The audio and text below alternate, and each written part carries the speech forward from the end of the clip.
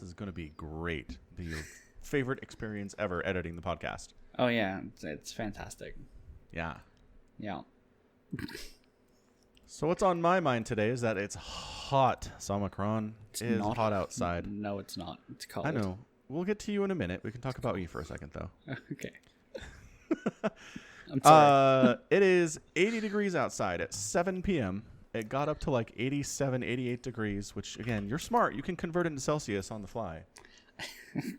I can do it one way, but it's harder the other. Oh, I didn't know that. That's 31. Yeah. That's pretty warm. Yeah. It is. It's pretty warm for not officially summer yet. Yeah. I mean, so I have air conditioning, so this normally wouldn't be a problem, but, like, I don't want to turn it on because air conditioning is not cheap. So I'm basically turning into my father here, which happens to everyone, I believe. Yes. Yeah. Can confirm. Yeah. Mm-hmm. So I'm at the point where I think if tomorrow is like today, where I was just miserable all day. Plus, I'm in this little office with a PC running the whole time, just little heater churning, pushing out hot air constantly. So it's probably 5 to 10 degrees warmer in here than it is in the rest of the house. Probably. Yeah. Yeah, so I'll turn on the air conditioning. And then I was thinking, Omicron is on the opposite side of this right now. It's getting cooler where he is. I debated this morning, and I was like, nope, turn on the heater. Turn on the heater. See? It Perfect. was 5 degrees when I got up. Whoa, that's so cold. That's 41 Fahrenheit. Yeah, Yeah. that's cold, man. It's not That's cold. obviously not freezing for water temperature, but Close cold. enough. I'll give it to you. That's freezing. That's And I mean, isn't that as cold as it gets for you? No. Well, I mean, sort of. Like, that's usually, like, the average, but it drops below that. Like, it'll get to, like, 2 degrees sometimes. Okay. That's like I mean, dead of winter, not the May. neighborhood. That's what I'm saying. You're in the neighborhood of your, like, average low for the dead of winter today. Yeah. And then Gross. most days I've got to, like, go to work on a motorbike at 5 degrees, and it's windy as well, so that doesn't help. No thanks. I'm out. I know you invited me, but I'm going to say no. That sounds so bad. I had a newspaper route when I was a kid, and it was an afternoon delivery weekdays, which was fine. But the weekends were morning delivery. I had to get it delivered by like 7 a.m. Ooh. So, yeah, there were some winter mornings where it's pitch dark outside. It is 10 degrees below freezing. Oh. And I got to be out there on my bike, pedaling around, throwing newspapers for an hour and a half. It is not a good time. No. Especially because the weekend papers were bigger than the weekday papers. And it was just heavier and clunkier and it sucked. Oh, Bad man. memories. No Thanks for bueno. bringing those up. Sorry. I blame you for everything. How does it affect work? Like, is it climate controlled enough in your No. workspace? No. So the hotter it is, the worse it is for you? Yes. I think we actually had, discovered we had a problem with our air ducts, so that during the summer it was just hot all the time, right? Like, it never cooled down. Yeah. And it was way hotter than it was supposed to be. Like, people were coming in, walking into the department and being like, it's 10 degrees hotter, like, 2 feet that way, right, than it should be. But when it gets colder, like, it has an actual effect on the bread because yeast has a sweet spot where too hot you'll kill it, too cold it'll freeze to death because it's a living thing. Mm-hmm.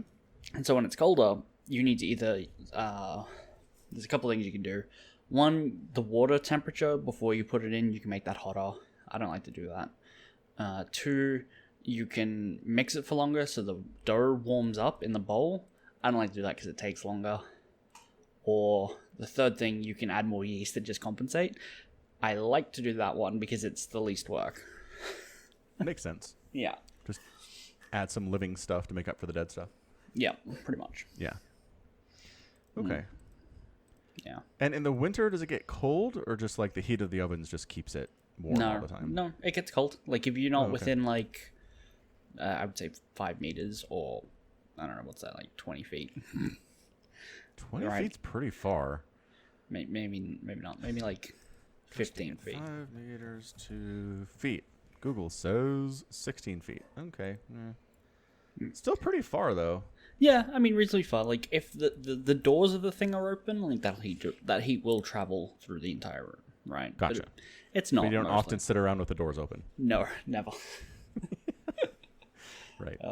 Yeah, but all of our staff come in and go, "Oh my god, it's so cold out there." I'm like, "It's 7 a.m. It's not as cold as it was. Like, you've got it pretty easy."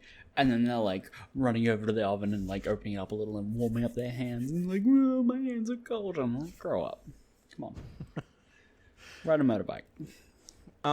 So you're that guy. You're the one-up guy. You're like, oh, I'm sorry. Was it a little bit chilly this morning when you came into work? Well, I froze my balls off. You're that guy? Only to the people that I enjoy working with.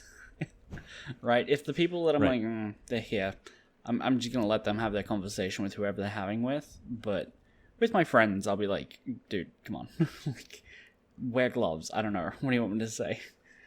You came into work not wearing a jacket. It sounds like it was chilly. Maybe you should wear a jacket. Yeah, there you go. That's all you have to say. Or I don't know. Maybe you should get the heating in your car fixed. Yeah. Yes. Oh my gosh. I can't even imagine having the heating broken in my car. That sounds miserable. If it gets down to 40 degrees, that's cold. That is cold. That is Blah. chilly. Well, Yeah. good. So weather's happening. Hooray. Weather is happening. Yes. I need a thermometer in this room so I can see how warm it is because I'm seriously... Like, the sun's going down. It's still hot. Oh, and then last night, I was like, man, it is so warm. I'm going to go... Where is this thing? I'm going to open my window because it's cooler outside than it is inside the house. And so I open the window, and it's great. There's a breeze coming in. It's nice and cool, and I'm falling asleep. And then this killer wind kicks up. It starts, like, knocking tree branches against the house, wakes me up, startles me at, like, 12:30 in the morning. It was great. I thought you were going to say, I'm going to open the window, and then, or, man, it's so hot. And then the cat came and jumped on me, and that was warm as well. Oh, gosh. No, she's not allowed. I tried again last week. Uh-huh. Let her sleep in my room, and again, 3 a.m., boop, nose boop. Why? Why do you do this, kitten? And then I immediately kick her outside and shut the door. So, like, if she has any intelligence at all, she'd understand some cause and effect here, right? When human is sleeping and I boop him on the nose, I spend the rest of the night outside the room. Did you Every time. Did you watch? But boops on the nose are cute. No, they're not cute when you're asleep. They terrify you. Like, oh, gosh, it's just a stupid cat. No, I've never had that experience with a cat. It's always just been like, cat walks on me, I just fall back asleep. That's amazing. Yeah. Like, I mean, when we first got her, she really loved, like, nibbling on my toes. Uh-huh. I'd be watching TV, and she'd, like, creep up and just go, like, pounce on him. Arf, that sucked. Like, stop biting my toes. It hurts. She's grown out of that. Like, she doesn't do that stuff anymore. So I figured that maybe she'd get better at, like, not bothering me when I'm asleep. You'd think. But no, not at all. Did you watch this video that I shared earlier in the Discord? I don't think I did. Oh god, it's funny. You should take a minute. Emo cat diary. Got it. Not emo, it's sad. There's a difference. Is there? Yeah. Like, normal people are sad. Emos are sad all the time. Well, sure, but... Do you So think it's just cats the are frequency sad? with which you're sad? I Because, like, I've always figured that you can be emo about something, right? yeah, probably. I mean, Which doesn't imply any length of time. It's just this one thing you're emo about. right, but if you're emo about it all the time, And it's like emoception. It's so extra emo. right. It's like, but if being emo about a thing makes, like, what came Makes first, you the thing emo. or the time, right? Yeah. You get- Well, my understanding for emo is you're sad about everything, right? It's not that you're sad about one thing for all the time. It's you're sad about anything that happens. You never intermingle happiness with it. Like, no matter what happens to you day by day by day, you're sad about those things. Right. So I think that's emo. So that's what I say. That's when I see the cat, and it's like the cat is constantly sad about everything that happens during this video. It feels like an emo cat. Sure, I can see that, but I would just disagree. As someone who listens to a lot of emo music, I don't think it's all about being sad, right? Okay. Just based on what Spotify calls emo music, what it like genreizes it. I'm like, I did not realize Spotify had an emo music label. That's amazing. Yeah, emo is a genre of music, man. You didn't know this? Yeah, like you can get happy songs on emo music. Like, is The Cure emo music? Oh. I don't know The Cure. What do you mean you don't know you listen to emo music and you don't know The Cure? Okay, well, Google says The Cure is gothic rock, post-punk, alt-rock, and new wave, not emo. That's why I don't know. Oh. Fair enough. I think emo falls like more broadly under stuff like My Chemical Romance. So newer stuff then. Like it feels maybe like The Cure is from an older era. Maybe. But here's the term emo did not exist when The Cure was popular, basically. Oh, fair enough. Right, like I'm looking at the greatest emo playlist ever on Spotify, links in the description. It's got All American Rejects, All Time Low, Hawthorne Heights, Dashboard Confessional, Coheed and Cambria, My Chemical Romance, Blink 182, Newfound Glory, Slipknot. Right? These are not bands I would say exclusively emo, or I don't know, Flyleaf. Some of these bands I've not heard of. Paramore, do you think Paramore is emo? Panic at the Disco? Panic at the Disco is like crazy upbeat, like fast though. I imagine emo to be slower. I don't know. Jimmy Eat World? No. Jane's Addiction? Maybe. Mudvayne? I don't know who Mudvayne is. That's fine. I don't remember. I think I know one of their songs. So Copenhagen Das real quick pointed out that the podcast that you posted is episode 178. Is it not supposed to be? Well, the last one was 137. All right, I skipped 40. I skipped 40. All right. And like 5 for some reason. It's dark in this room. I can't see my keyboard is set only to light up if there's sound playing. Really? Yeah. I can fix that easily though. 138. It's not. No, it's not. And 5. It's just 40. There you go. What? It was 178, but the number it's supposed to be is 138. That's not. And 5. That's just 40. Right. Yep. Just 40. Yep. Fixed. Ta-da! Did I put that in to iTunes as well? Because I've got to give them... Nope. iTunes number is right. Cool. All done. Thanks, Copenhagen Das. You're the best. Mm-hmm. So what does Google say emo is? I feel like an old man. Like, what is emo? Gotta put it into the Google machine. Tell me, what is this thing? A style of rock music resembling punk, but having more complex arrangements and lyrics that deal with more emotional subjects. So it's not sadness, it's anything emotional. Okay, that's fair. Yep.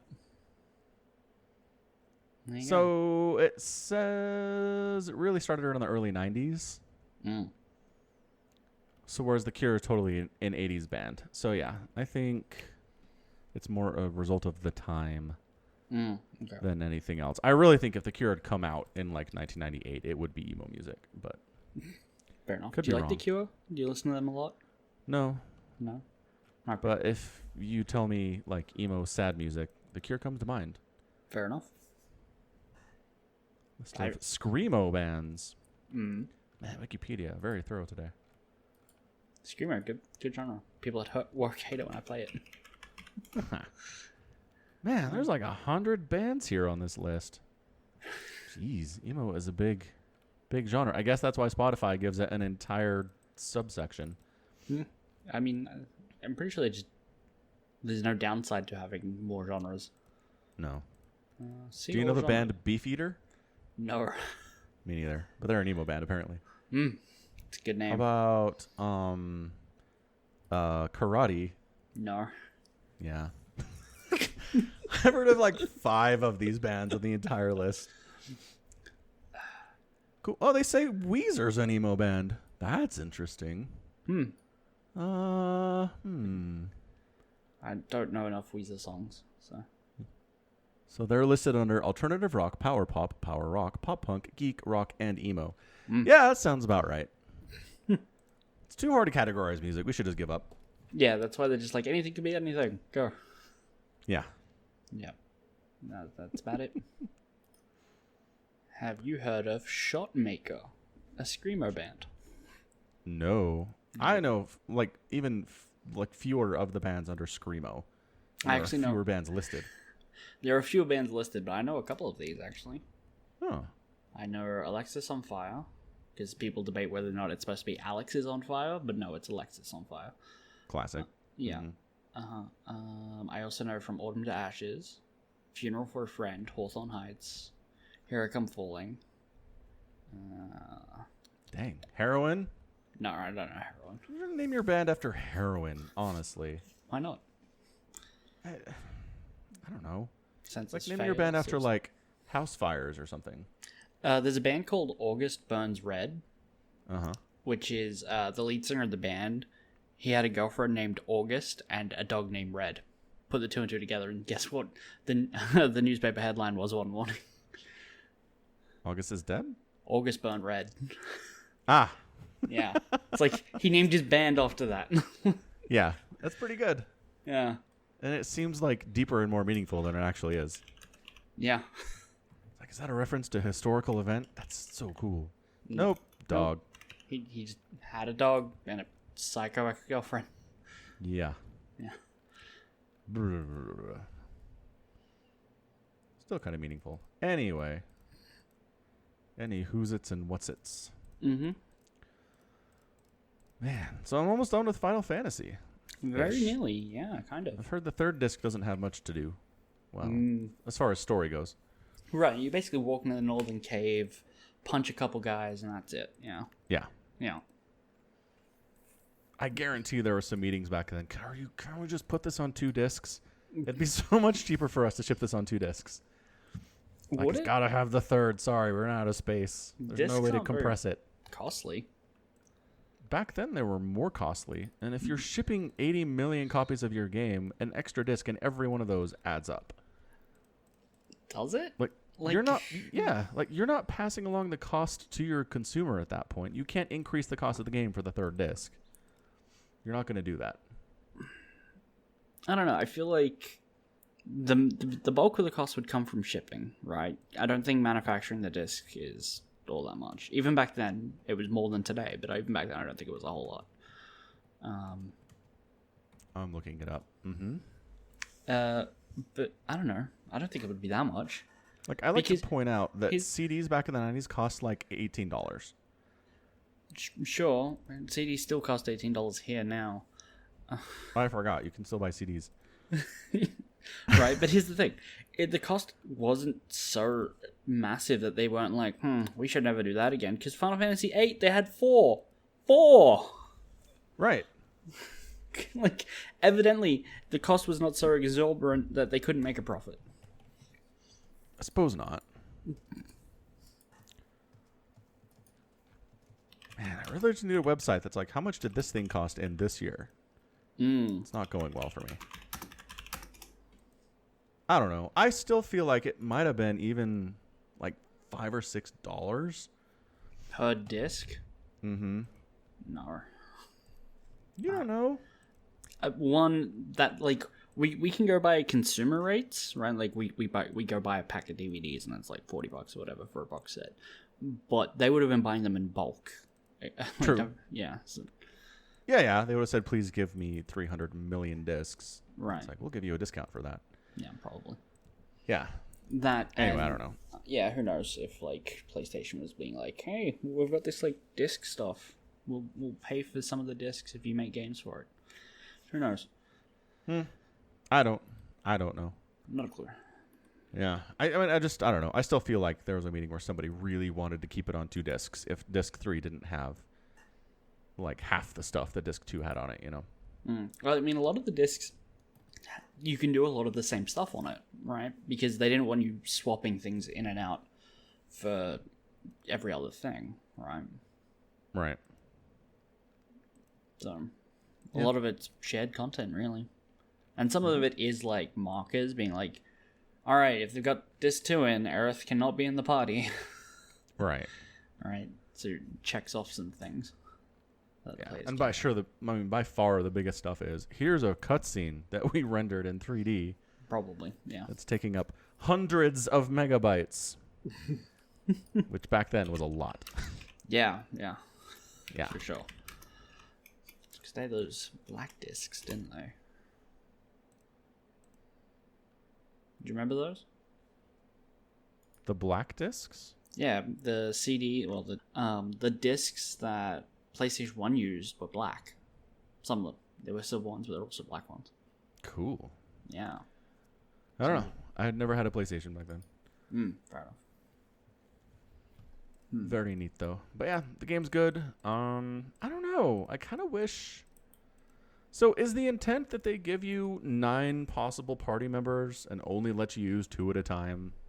That you just kind of grind a lot and swap them out to level them up? Or are they just like, we just intend for you to ignore 5 of these? So the intent is they wanted, I guess, to have multiple characters, and if people had favorites, they would use them. But you can safely ignore ignore them if you don't want. That's why they included they level up when the characters you're playing do, right? A bit at a slower pace. So that if you do want to use them or have to use them for a story mission, they're not completely junk. Right. Yeah. Okay. Yeah. And 2 of them are optional. So think about it.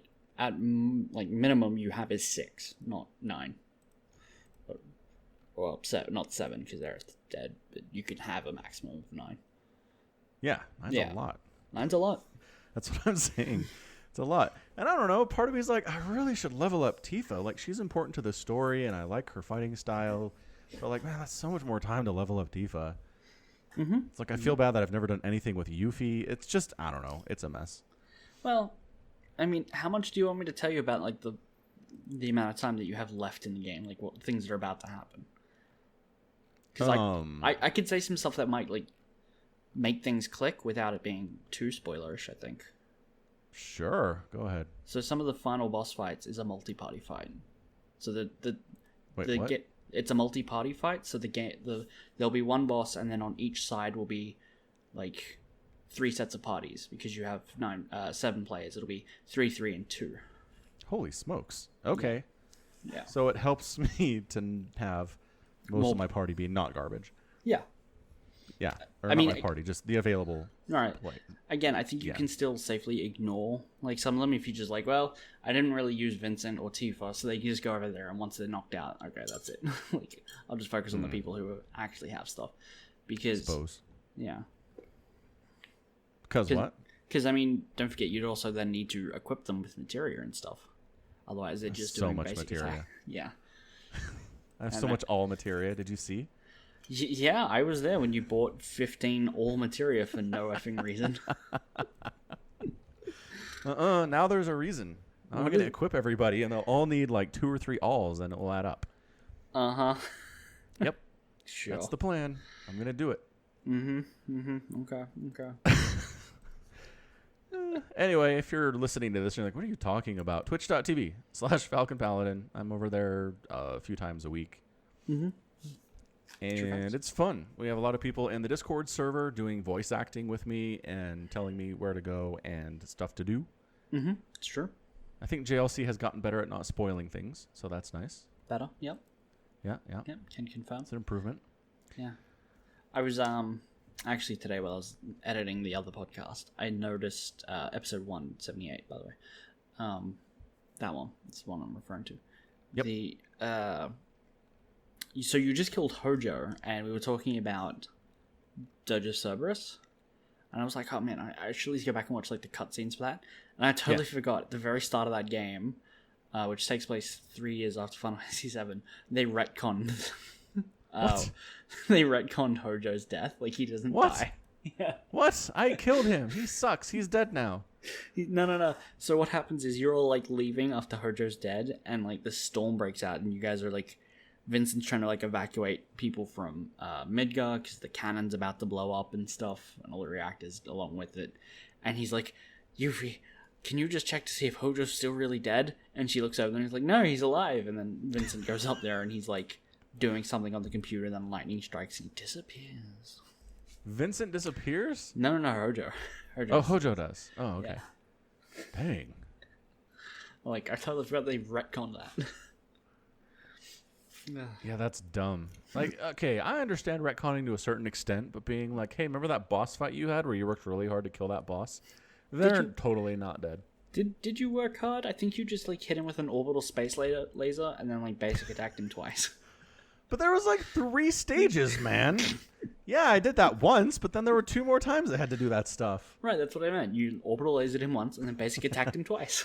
Hey, I summoned Hades once. Oh, that's true. That's true. Yep. So what I'm saying is, he's very dead. I made extremely certain of that. Yeah, he should be dead. Absolutely. Yeah, that's annoying. Whatever. I think we established, though, that Final Fantasy VII is the reason everything is convoluted in future Final Fantasy titles. So it's Final Fantasy VII's fault that it got retconned. Yeah. It is. Yeah. Square Enix was like, yo, this sold 800 million copies. I wonder why. Oh, it's probably because the story was confusing. Let's roll with that. Is the story confusing? Like, it's... You spend over half the game being like, what is going on? Yeah, but then it makes sense. All right? Like, it still is kind of like... So part of the problem is, spoilers for a game that's 23 years old, but part of the problem is they keep using the word cloning. Mm-hmm. Like, they say Cloud is a clone of Sephiroth. And it's like, no, he's not. You injected some Genova cells into Cloud. Mm-hmm. That's not cloning Sephiroth. Like, the term clone means something entirely different in science. Well, yes, but they're trying to... Like, I assume it's just a poor translation, right? Oh. But, like, the intent is that they're cloning the results of Sephiroth, or attempt to revive Sephiroth. Right. They are attempting the process that created Sephiroth, kind of. Kind of, right. They're trying to clone Sephiroth into an existing host. Yeah. Right? That's, I mean... Which... Once you kind of understand that, it makes sense, but you still... Like, I get that the translation and the wording is not great, right? The word clone is problematic because we think of cloning as exact copies, but it's not. Yeah. It's not at all. Yeah. So, hold on. See, this is where I'm unclear about stuff. Mm-hmm. So, Sephiroth was created because they injected Genova cells into him in vitro? Yes, I believe so. Or at least at a very young age, right? Like, well, there's a big difference there. Well, yeah, but I don't think it explicitly states. It just, like, they said that Hojo and Lucrezia had a baby called Sephiroth, and that Gast experimented on him, right? And I'm pretty sure it's, like, implied that it's during pregnancy, but I don't know it's, like, shown or stated. Okay. Because it just feels like an incredibly different process to be like, we're going to inject these cells into an embryo while it's still in, like, the early stages of development versus we're going to inject these cells into basically a fully grown adult, right? And see what happens. It doesn't make any sense. It's so different. Yes, it's also vastly simplifying the extent of the experimentation. Like there was other stuff that happened that I don't believe you've found yet. Oh. But with Cloud or with Sephiroth? With both, because they kind of tie into each other. But it's not like a huge, massive spoilery thing. It's like everyone talks to Cloud like, "Oh, your eyes, you must have been in Soldier," but you now know he wasn't in Soldier, and so how does he have eyes glowing like he's been exposed to Mako? Right. Exactly. Right. So you can already put pieces together that maybe he spent some time also in a Mako chamber of some description, right? Yes. So there's more to the experimentation than what we're told. You just have to put those pieces together. The fact that people mention his eyes, but he wasn't really there, and why huge materia is huge. Like, you know. Yeah, I'm just saying it's complicated. It's definitely complicated, but it's not Yeah. like like unnecessarily, right? Like it all makes sense. I guess. I'll see how I feel about it when I'm all done. Okay. So Anyway. I was doing a quick Google trying to find what is the most convoluted Final Fantasy, Okay. and I thought I had found a list that ranked them, and I was like, this list, Final Fantasy VI is number 1. I'm like, how is you're What? like? It's not. It's they were just ranking their favorites. Ah, yeah, okay. Yeah. Yeah, because 6 is very much like, here's a bad guy, and oh no, it's really this bad guy, now kill him, the end. That's Right. pretty much where it goes. Yeah. Yeah. Okay. I like 6, though. Yeah. Like, have you played it? I played a little. I like the fight mechanic for the one dude who's the fighter. Sure. I haven't played it in 8 years. I should. But basically, you just input random commands. Okay. It'll be like up, down, left, B, A, and then it will like bust out some awesome Combo. fighting move. Okay. Yeah, he's fun. Fair enough. I assume there's like a pack list of all the best stuff out on the internet. Oh, for sure. Yeah. Yeah. Yeah. Do I have Final Fantasy VI? Yeah, it's fun. I mean, I played it for the first time probably in 2005. Okay. And then I played it again when I got my Super Nintendo Classic because it came with the game a couple of years ago. Did I remember any of them? No. It's not like they were easy to remember because it was very much like down, down, left, right, B, A. And it's like, that's not happening. Okay. I'm not remembering all of your 18 combos. Sorry, man. Right. God, what was his name? Pretty sure I kept Sabin. That's right. That's why I don't remember it because it's not a traditional name. Sabin? Sabin.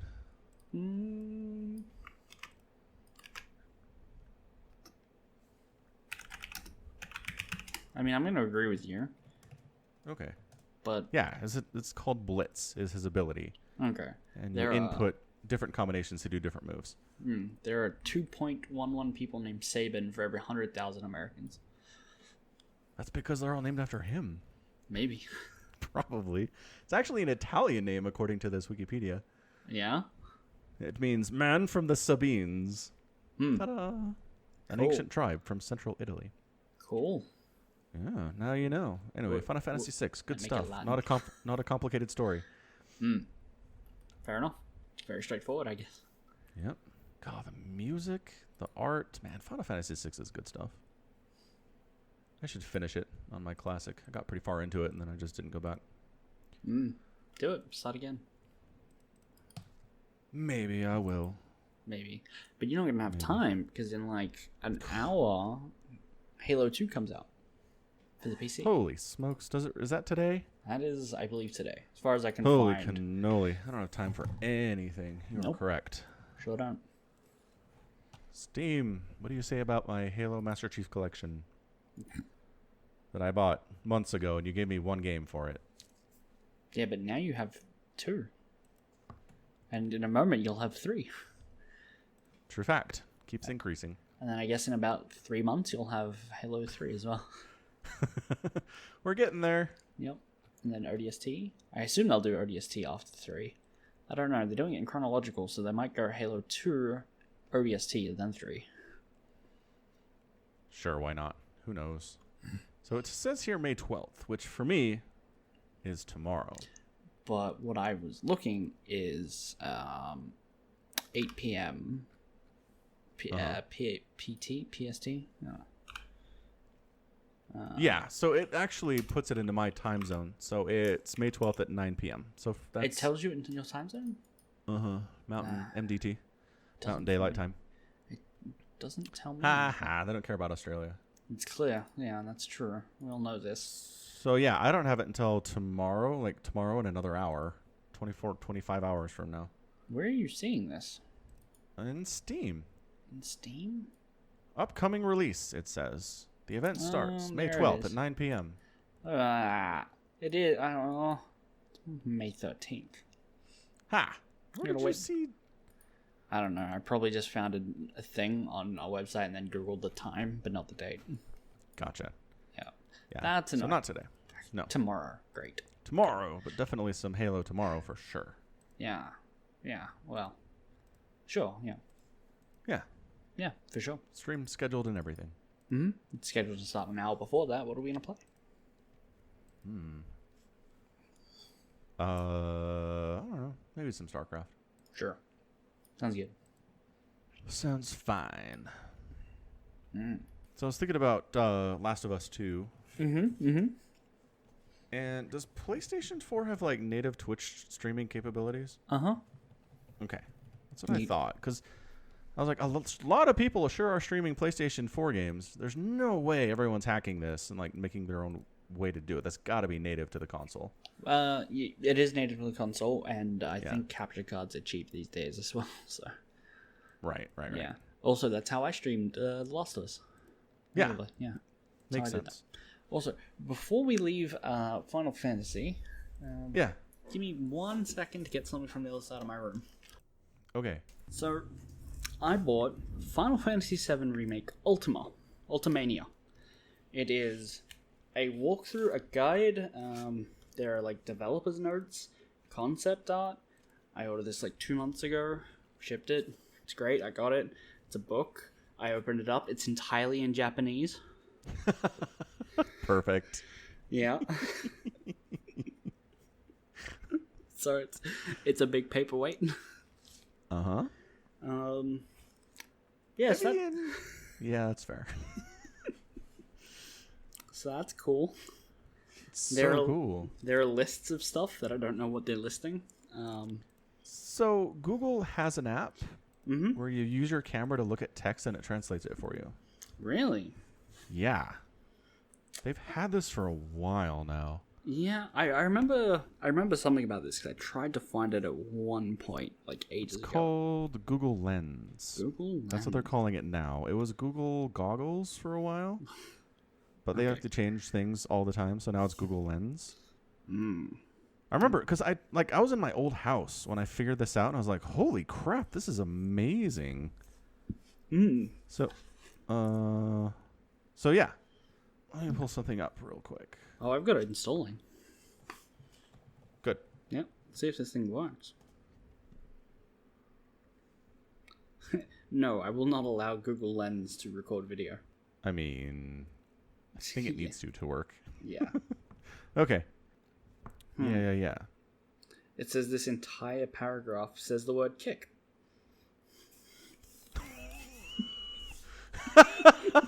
Oh my gosh. What? So maybe it's not super good. Oh, here we go.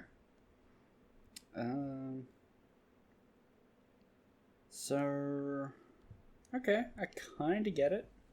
It's kind of working for you. It's kind of working. Sure, let's see how well it translates this character bio for Aerith. Okay. Yeah, because you can know whether it's right or not. Yeah. Okay. It's not a character bio, but it's about her attacks. So Aerith attacks from afar with magic type attacks. When you execute Taka, you will be taught how to track the enemy. In addition to having high magic power, bullets shot with Tatakur, etc. are legal attack types, so it is easy to cause damage to the opponents with low magic defense power. With weapon abilities and limit moves, you can also install a light shield to strengthen your defenses and restore HP of all parties. That mostly makes sense. Yeah, that's really close. I think that's close enough. Nice. Hooray, it's not a paperweight anymore. Yeah, I can slowly, one, sentence at a time. Yes. Yeah. Exactly. Ta-da. Ta-da! But yeah, this thing is thick as well, right? Like, you can't see it, but how would I compare it to my phone? It's like 8 of my phones stacked on top of each other. Holy smokes. Yeah, that's big. Yeah, it's thick. Thick. So that was great. I got that in the mail. I opened up. I was so excited. I was like, yeah. Oh, wait, no. Do you think there's an English translation version? I thought the one I was buying was English. Okay. But I mean, if you go back to the website, is there like a clear indication that you can order a version in English? I'm gonna look. Okay. So if I Google, okay, so I found another website that, like, I googled Final Fantasy VII Ultimate Remake Ultimadia, right? English. Yeah. First result, Play Asia, and I'm looking at this and I'm like trying to read the whole page, and it doesn't say explicitly that it's in Japanese until you scroll down past the like to the bottom of the screen under like the further info and specifications for like stuff. But it like the add to cart is at the top of the page. The part that says Japanese is at the bottom. Sneaky sales techniques. Mm-hmm. Oh, that's terrible. Yeah. Yeah. It's great. It's fantastic. Well, such are the risks of the anime fan who doesn't speak Japanese, I guess. It's true. I mean, the site's in English. Why wouldn't the book be? I don't know. It's not being translated by Chrome or something? No. I've been to that site many times. I think the purpose of the Play Asia site is to sell Japanese things to Westerners.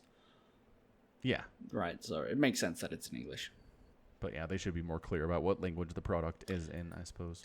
I should have just read the page. It's my fault.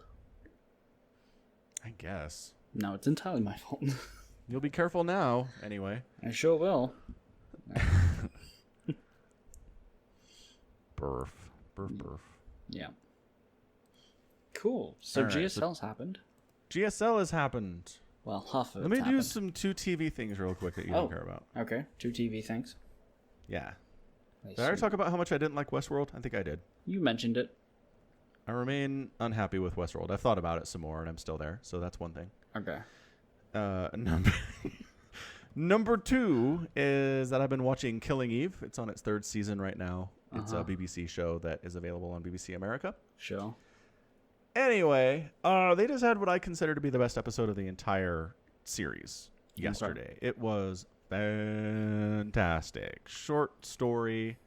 Why? There's a character who's basically, she's an assassin. She's a sociopath. She's really never shown any ability to care about other people.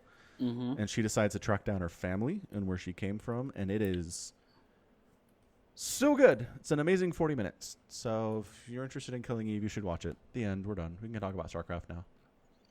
Okay. So that wasn't bad. Fair enough. Yeah. Quite. Yeah. Okay. Good. I'm glad. All right.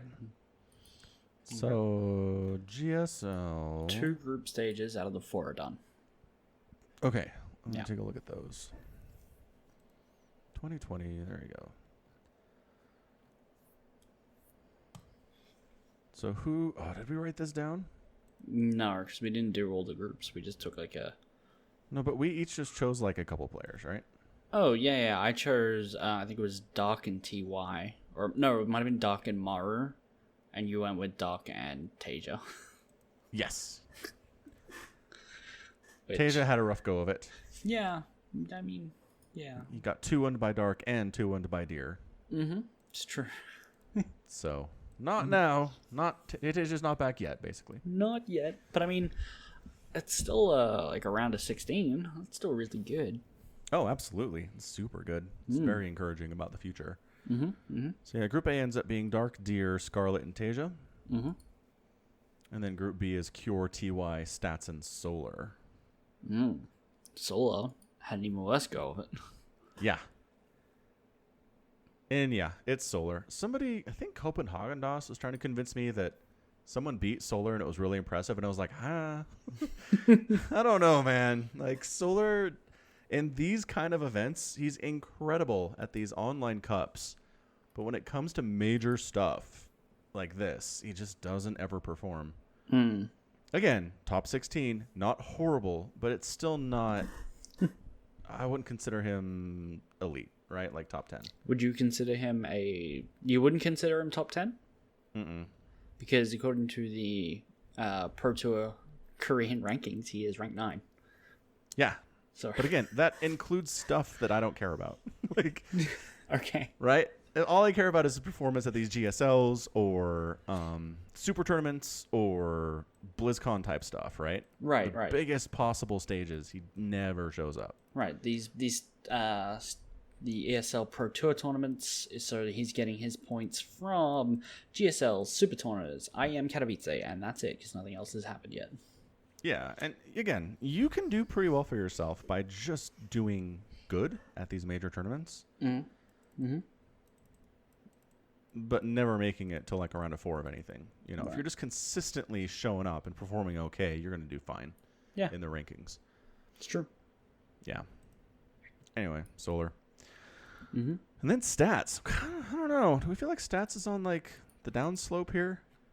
Sure, He has yeah. such an incredible career, but lately it's just been kind of like, Mm-hmm. I think other Protosses, like Deer and Trap, Yeah. have been showing him up. Just a little, but not a whole lot, I think. classic before he left. Yeah. I think these people have been showing him up on, like, who's the best Protoss this year? Like, definitely Right. on Stats. Totally. Yeah, he's glad to have a downslope. He's made like $400,000. He can take some time off. He has a really long Wikipedia page. It's insane. $560,000. $68,000. How much of that is taxes, do you think? Probably a lot. Probably a lot. I don't know. Yeah. But still, not bad. Yeah, not bad. Okay, so we got 2 groups left. C and D. Who do you like? So Group C is Trap, Bunny, Parting, and Sue. Mm-hmm.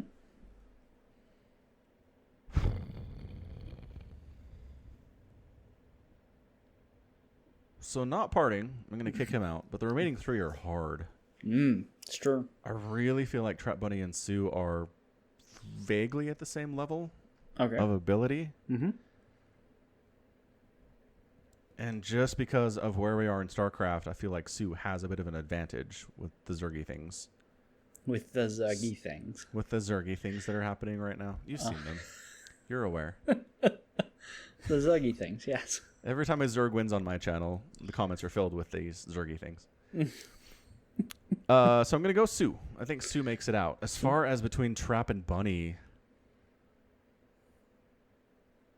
I'd probably go Trap there. Okay. I think Trap and Potting. Really? I think What makes you believe in Parting? nothing especially in him, right? I don't think Bunny is all that impressive, to be honest, right? Yeah. And then Sue, every time I have like been like, no, Sue's gonna make it. He's gonna lose in the finals. He never makes it to the finals. Yeah, lately that hasn't been working out, right? Right. So I just don't think he's doing that. Like, he got in last, right? He's at the bottom of the group, right? Because he did. How well did he do in his other group? No, he went first. Why is he put at the bottom? I don't like that. Yeah, what are they? It doesn't matter. It doesn't matter. It doesn't matter how they order them here at all. It should. No one has any kind of advantage the way they do this, right? Yeah, like, I get it, but I feel like the ones at the top, because they're already in the green, like, zones, well, that means they're moving on. I feel like that Right. means they're favored. So they shouldn't have colors before it's done. Yeah. I agree. But who did he beat? Okay, so Sue beat True, and then SOS to get out. 2-0 SOS. Maybe he Another can take part. Protoss kind of on his way out. Yeah. I feel like he could probably take part in then. Well, there you go. Group D. You want to go? You go through it. All right, we got Mara, Ragnarok, Inno, and Zest. And how many Terrans do we have out already? 2 at the very least. All right. Yeah, look at that Group B. Terran represent. I feel like, depending on how much League of Legends Inno's played, he can easily take Ragnarok and Zest. All right. Really needs to stop playing League of Legends. Uh-huh. If he's played a lot, I feel like he loses to at least Zest. Okay. I think Mara definitely makes it out. Okay. Yeah. I mean, Incredible inconsistency from this guy. We know that. It's true. So inconsistent. But even when he's been inconsistent, he wins about 48% of his matches against Innovation. So It's true. yeah. Who does he play first? Mario plays Ragnarok, so he's in the winner's match already. I can see it. Yeah, he's fine. Yeah. Yeah, I think I agree with you on that. I think Maru Inu. Man, 4 Terrans making it out. That'd be great. All the people that love TBT will be so happy. The super happiest. Yeah. What's funny is all this happens, and then this proposed balance change. Blizzard's like, maybe we don't need to nerf Zerg as much as we thought we did. Maybe. Maybe not. Maybe. We'll see how it goes. Yeah. Because again, that's just a proposed balance change. We never went through the balance changes on the podcast. Well, it's because they're not really balance changes. Well, the proposed balance changes. And it's because they always come out the day after we record. Should we just record on Tuesdays? I can record on Tuesdays. Yeah, I mean, we can do that. I don't mind. Okay. Maybe we'll start doing that. It's Tuesday now. Time travel. Jokes. You know what I mean. I'm like, I was like, we need to start using webcams. I can just picture your faces being like, God damn it, not this fucking joke again. God damn it, I'm gonna strangle this kid. Nah, I just rolled with it. Yeah, but yeah, we can talk around the stream to today. Yeah, exactly. Yeah, cool. We'll just swap those things. Cool. So we're gonna do a podcast tomorrow, right? No, we're not. No, you don't want to do. Not at all. No. All right, so it's not a lot of stuff. They do a lot of explaining about why they made some decisions that they considered making. So Terran, one of the weirdest things here is basically they're going to make the drilling claws upgrade go away, and what gives Widowmines the ability to have constant invisibility when they're burrowed is the existence of an armory. Well, the drilling claws upgrade isn't going away, just the part that provides permacloak while burrowed. So they will still burrow faster. Okay. Yeah. But the part that provides them permacloak while burrowed is the existence of an armory. The existence of an armory, yes. Right, which means if you kill a Terran's armory and it's the only one they have, the Widowmines lose that. This is the only example in all of StarCraft, both StarCraft 1 and StarCraft 2, where killing a building removes an opponent upgrade. This is crazy. Yeah, I mean, kind of. Upgrades are permanent. Right, but you're not paying for it, right? And Well, two, fair. I would say that stuff like a cybernetics core providing a battle cruiser can be denied the same way, right? Like, the player then lose access to something in their arsenal. Well, except you just said Cybercore and Battlecruiser, which makes no sense. I meant fusion core. Okay. All right, I was really lost. Cybercore works with stalkers as well. All right, But losing a building, which means you can't make anything that requires that building, is built into StarCraft from day one in 1998. right, but There's nothing new about that. Right, but losing an armory means you can't build permanently cloaked Widowmines. You lose that unit, that part of that unit. No. It takes it away from existing units. That's so crazy. Look, you can disagree with me. You can say that's not crazy, Falcon. Shut up. Okay, You can agree to disagree. I agree that it's unprecedented, but I'm not saying Okay. it's not that far removed from what we already have in the game. Right? I think it's one fine. step further, and you know what? I kind of like the idea. I mean, it's interesting. I kind of like it.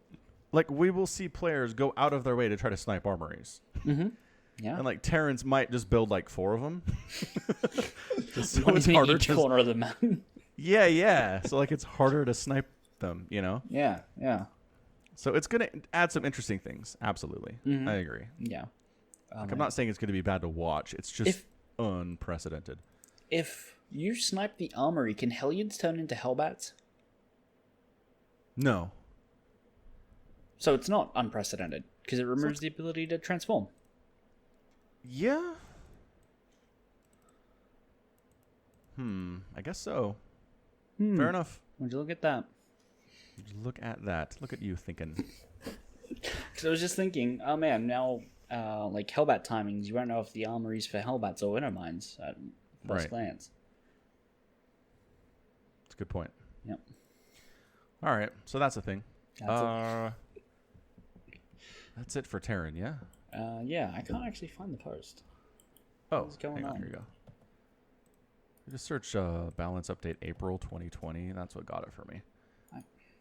I searched basically the same words, but I got something that's telling me about they've removed the stop and attack commands from the pylon. Wow. Okay. Just in case you want your pylons to stop attack. Actually, I guess the attack command would have been useful when there was a mothership core. So I'm glad they got rid of that. Exactly. Yeah. Okay, so that was Terran. Now we got Zerg. Yep. Yeah. What do we got in Zerg? Queen anti-air range decreased from 8 to 7. Double. Oh. What do you think about that? I don't know if they say this, but they recently... Oh, they did. They just gave Liberators a -1 range nerf. So that's part of it. It's in reaction to that, I believe. Yeah. Which... That's fine. Yeah, it seems fine. I mean, I was just watching someone do a reaction video to one of your casts. Railgun? Yeah, Railgun. Yeah. And he was like laughing because you mentioned the Queen nerf, and he was like, I think maybe we should give them +1 range. Yeah. He was like, we'll give them 9 attack. He's an unabashed Zerg supporter. Railgun is Zerg all day, every day. All day, every day. Which, I don't know, that would be crazy, I think. That would be nuts. So they say our biggest concern is how instrumental large numbers of queens are at dealing with battlecruiser openers, which, yes, if you don't have 5 queens, you just die. But I don't know that it's... Like, battlecruiser range isn't that far. I've never been like, oh, if only they have queens... It's a good thing they have 8 range, or they'd all be dead here, you know? Right, yeah. So I think they're okay. Yep. I worry about the usefulness of queens at the front line. Once you've got, 6 hatcheries, you don't need injects. Because, I mean, I guess for inject, transfuses, they'll still be fine because they're already right around. But they're not, frontline units. They're kind of in the back, and they might not be able to actually do any DPS back there. I do worry about that, but I don't think it's huge. There's nothing they're attacking that's that far away in that situation. I suppose. Yeah. Centrifugal hooks for the banelings. No longer grants 5 HP, and the cost is decreased from 150 to 100. Yeah. So it's cheaper, but it's not as good. It's not as good. And they don't say this, but what this does is allows tanks to one-shot them in siege mode. Sure does. So now a pack of banelings is rolling in, you hit them with the tank, they're gone. Instead of, they're still coming. Albeit with not much HP, but they're still coming. You're right, yeah. Yeah. So I'm okay with it. I don't know. I've cast a lot of ZVTs lately where Zerg just shows up with 30 banelings and Terran just dies. Right. And I don't know. It doesn't feel, even as a Zerg main, that doesn't feel fair. Yeah. So I'm okay with them trying to do something to mitigate that situation. Yeah. I know this is a change to your favorite upgrade that you get every game. Microbial Shroud no longer requires an upgrade. You just have it. Which, I like to imagine the meeting where someone's like, how come no one's using Microbial Shroud? And someone's like, well, it's because it costs some money. It's like, oh, of course. if we just give it to them, they'll use it all the time. No, that's not none of that is true. That is absolutely untrue. The thing is, this is not a buff. This is a nerf. This is 100% enough. Because you know what you can't do? Fat finger and accidentally waste energy on Microbial Shroud if you have to pay for it first. This is a Zerg nerf. We all know this. Brutal. Yeah. Well, you can't. I mean, you have to fat finger it and then click on something. I mean, you can't. But if just be running around and click on it and suddenly it's right. cast. But if you were trying to fungal instead and you accidentally, can you cast it on an enemy unit? I assume that'd be hilarious. I assume you don't cast it on a unit. You cast it on an area. I thought it's attached on a unit. Here's the thing: neither of us had ever used Microbial Shroud, so we don't know. I know, right? Piece of garbage. Okay, so I'm gonna load up the target. Oh, wait, what? Here it is. Creates a shroud. Does Dark Shroud require a unit? In Brood War? Dark Swarm? No, Yeah, it's an so- area of effect spell. Okay, well, there we go. No, wait, what? Did you find it? No, I guess I assume because they modeled it to be out to Dark Swarm, didn't they? Yeah, but it's worse in so many ways. I want to be. I don't know. All right, well, Just as it creates a shroud that obscures ground units underneath. Blah blah blah blah blah. yeah. I swear you attach it to a unit though. I'm loading up the unit tester. Okay. Yeah. We're gonna It's find stupid. out. It doesn't explain. Because I assume. Because if you attach it to a unit, and then does it move with the unit? Is it like parasitic bomb? Yeah. Okay. Like you give it to a Hydra and it creates this shroud around it that covers nearby units, and you can move the one Hydra to move the shroud. That's what I thought it was. Let's find out. Infesta. There we go. Dun Oh. dun dun. Let's see. Science. I need to actually research the upgrade. Oh right. Well, what is the picture for it? Look, there we go. It's like the cloud. I know. Instead, I It's just a cloud. Yeah. Yes. No area effect. You can just put it on the ground. Okay. So it is like Dark Swarm. Yeah. Crappy Dark Swarm. It's it's So, actually yeah, much so bigger you- than I thought it was. Yeah, but Dark Swarm's huge. Again, crappy Dark Swarm. That's the baseline we're looking at. Like, how many infestors can I fit into into Dark Swarm? Ooh. Yeah, let's find out. It's- I can easily fit 11. Carry the one. Just how many? Okay, well that was a fungal. I just fungal my own shit. I can easily fit in 15 infestors into microbial shrouds area. Feel like that's how many Hydras fit in there? Let's find out. That is way bigger than I thought it was. Like way bigger. Yeah.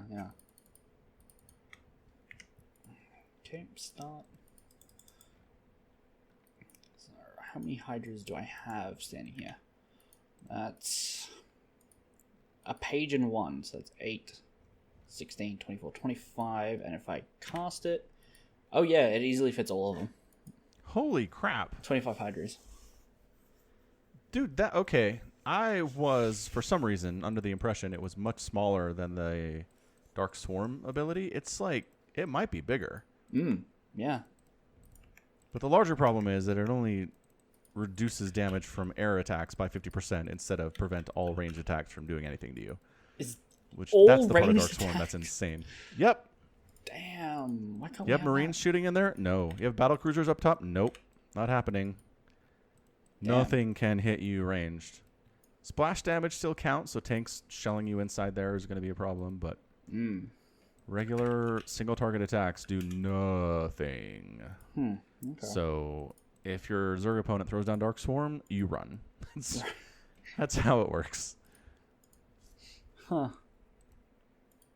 Okay. Well, learned something today. Learned something I new thought every the day. size was a big part of it, but can't be. The size is humongous. Huh. big. Yeah. What if they made it I like want someone to use it. Dang it. like what if they made it like a recall kind of thing where you no matter how many infestors you have, they will just have one on the same cooldown, and it just makes all your stuff, no matter where it is, take 50% less damage. Oh, that'd be insane. That'd be so good. That would be so good. Only against air attacks, though? Oh, 'Cause yeah. That's, again, part of the problem. Only Yeah, okay. Less good then. Well, only how about ranged attacks? That way you can include the Marines. Because like, what's the difference between an air attack and like a Marine shooting? It comes through the air. Well, the concept of the microbial shroud is it's like 10 feet in the air. Right.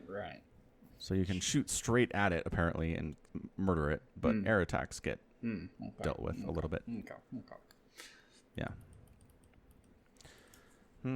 Fair enough. In other news, Creep Tumor's light because there's this thing where apparently Protoss complained the only way they could clear Creep is with their entire army, which I didn't understand. But sure, it's light now, so Adepts can kill them faster. Ta-da. I have like 30 HP. I don't know what the problem is here. I really don't understand it. All right, moving on. Protoss. They are again, these are proposed. They are considering creating an effect called battery overcharge, which overcharges a target shield battery, increasing its shield restoration rate by 100%, and causing it to regenerate 100 energy for itself over 21 seconds. This costs 75 energy and has a range of 8. I feel like this ruins PvP. I feel like this is dumb, right? I feel like Yeah. everything it should be doing should just be what happens if you chrono it, right? It regenerates its energy slightly faster, and it heals slightly faster. The fact that it does this to its... Oh, no, it is on the Nexus, right? Yeah. For some reason, I was thinking this was on the shield battery itself. I'm like, The fact that it's got 0 cooldown, I don't know. Does it take Nexus energy then? Yeah, I assume so. Okay. It doesn't say that, but I assume so. Because imagine... Right. Heaven forbid they be specific about what they're thinking about doing. Right. Imagine this was free, and you could just apply to all your... Like, you could stack them on a shield battery because it's got a 0 cooldown. Right. Just, like, sit there tapping it, and it's like, well, it'll repair everything instantly. Oh, it does. Here we go. It allows defending player to leverage 2 Nexuses to leverage their Nexus energy as a key resource to defend. Okay. So it definitely costs. So yes. So you're not chronoing workers. You're not chronoing upgrades. You're using Nexus energy on these shield batteries. So that's a cost. That's a choice you have to make. Yeah. I mean, I don't mind the idea, but I feel like it should just be chrono. Like, you just chrono a shield battery. Well, basically you are. No, but basically... Just pretend that's what they're doing, Samacron. Right, but you have to push a different button. Yeah. Right. It also, like, I've been thinking regularly that Protoss should be able to chrono everything, right? Just thematically, they should be able to chrono a pylon and have its power field expand. Right? You lose that Artosis pylon, just chrono a couple on the slightly further away. That'd be cool. Yeah. Chrono charge loader, runs slightly faster. Its shields regen slightly faster, attacks slightly faster. But you use that chrono energy and it only lasts like 4 seconds. Right. You know, incredibly hard to balance, yes. But I feel like thematically they should be able to chrono everything. Sure. But again, if you want to be logically consistent within the world, a lot of things would be different. Oh, yeah, for sure. Yeah. Yeah. Yeah. Like 12 Marines would never be able to kill a battle cruiser, for example. Yeah. I'm aware. Yeah. Okay, good. Same page. They messed with the Oracle energy a little bit, which fine. Okay, Revelation's a little bit different, but nothing too crazy. I guess they did increase the Revelation duration, which a lot of Terran players especially hate. So it's down from 30 to 15 seconds, which seems like a pretty significant nerf.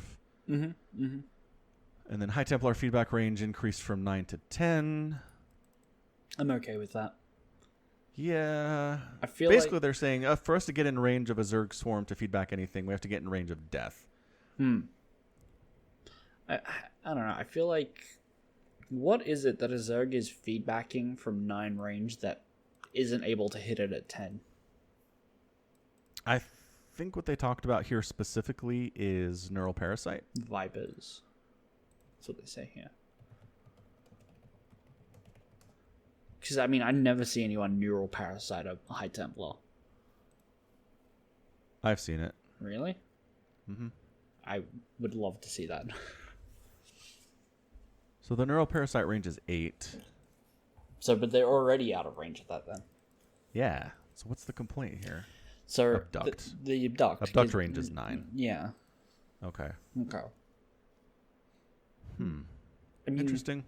It's one of the ones where it's like, I don't hate it, but I don't love it either. I guess I'll just wait to see how it plays out.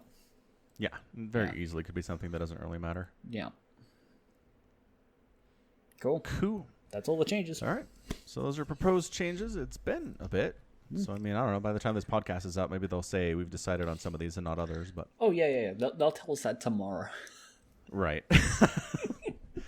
As is tradition. As is tradition. All right. Well, very good. I think that's it for this week's edition of the Falcon Paladin Hour. Sure is. Go ahead, hit that like button, because you can do that on podcasts these days. Some of them anyway. You can. I think actually on my website there is a like and comment feature that someone has used on the podcast. Oh my gosh. Let me Who left a pull- comment? A guy named Bucky. Uh-huh. What do you have to say? Let me find the comment. Actually, I believe Copenhagen Dust left one as well, but that was a while ago. That makes sense. Bucky was saying something about your eyes, if I remember. Oh, wow. Yeah. Comments. Now I'm nervous. Yeah, so Copenhagen Dust left something like 2 months ago. Just saying nice because of the thing I did. Don't worry about it. Okay. Bucky says amblyopia, medical term for a lazy eye. Oh, okay. Yeah, my lazy eye. Yeah. Yep. Cool. Thank you, optometrist or ophthalmologist person. Appreciate it. Yeah, Bucky. He had some free time after Cap left. So. He's been listening. Got to his the arm podcast. back. Yeah. Yeah. Can type now. Mm-hmm. Well, thank you, Bucky. Long-time subscriber, I'm sure. Quite possibly. Just don't know your name. It's fine. It's possible. Join the Discord. Say hi. I have no way to tell. No. Rawr. All right, good. Well, we are out of time. Again, thanks for listening. Check out the Patreon page and the store if you're interested in supporting the podcast directly. And until next time, as always, thanks for being with us. Stay safe, stay healthy, and above all, you take care of yourself.